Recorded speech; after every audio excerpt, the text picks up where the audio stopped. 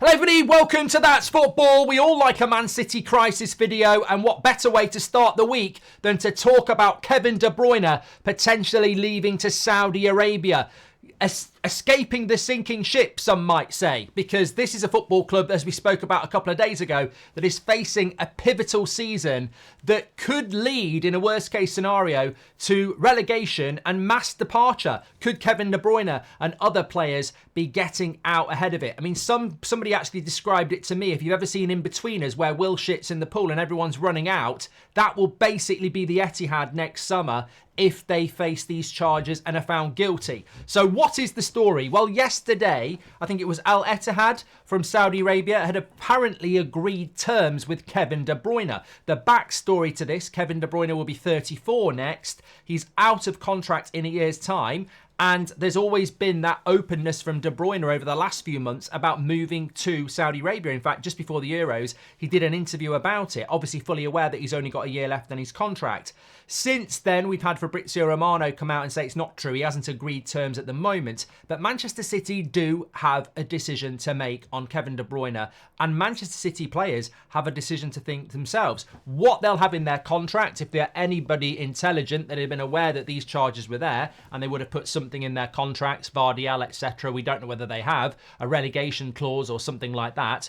But bottom line is, there is something to be said that if you know something bad's coming, you swerve it before it happens. And if Kevin De Bruyne was to exit Manchester City before the summer, he would probably preserve his status as a Premier League great and who got out early.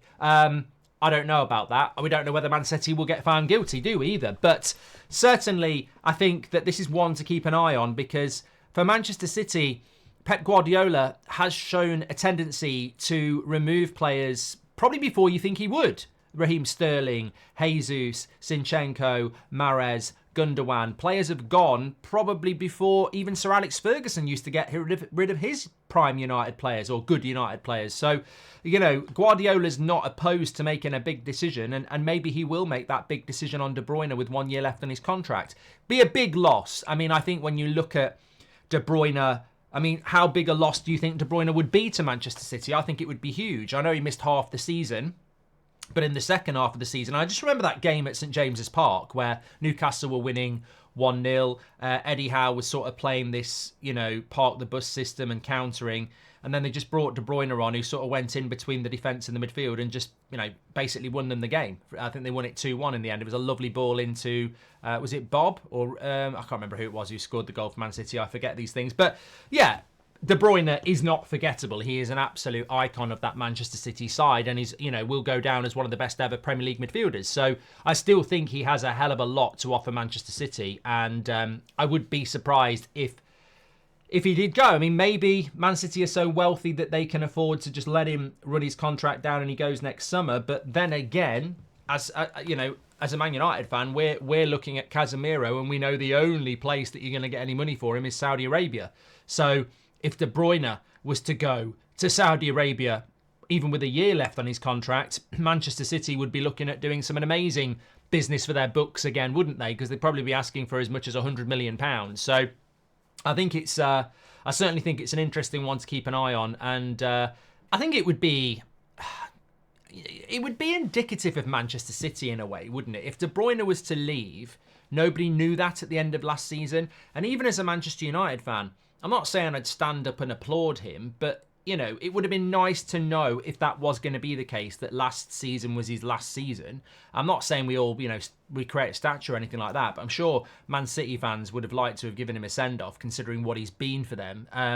Which is why I just don't think it'll happen, actually. I think that would be a really weak way for him to leave Manchester City, and a really poor way for Man City to let him go. And if they did do that, as I said, this is why Man City, for me, don't hit the back pages enough.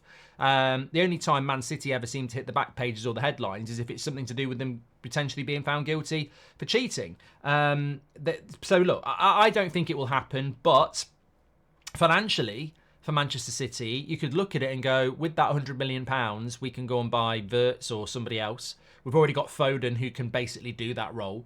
Maybe now is the time to financially take the money and let De Bruyne go if he wants to go, which he has hinted at doing. So I wouldn't say it's off the cards, actually. I mean, maybe this is just round one of the preparation for this is going to happen, because the point is, Saudi Arabia is not really the league that stories come out that they've agreed terms with players and it's just paper talk. Like, they do get used a lot, obviously, because everyone knows there's a lot of money there, but their focus is certainly, you know, when you think about some of the players, I mean, there's a question there. I mean, what the Saudi League, is it working? I think there's a lot of things the Saudi League could do to be a lot more appealing. I think they're making mistakes in relation to how they're running that league and the PR of that league, but that's not my place to, you know, tell them what to do. But I mean, look, Jordan Henderson leaving halfway through the season to go to Ajax wasn't great.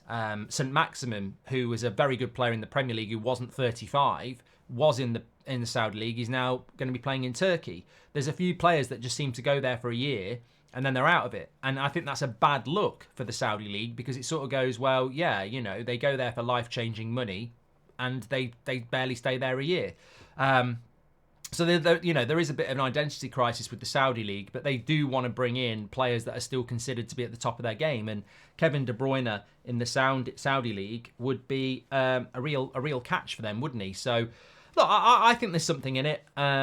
It would be a loss to the Premier League, but it would be, more importantly, a major loss to Manchester City. Would Manchester City without Kevin De Bruyne be enough of a drop-off that it opens the door to others? I don't think so. I still think that they're a juggernaut. I still think that they're going to win the Premier League.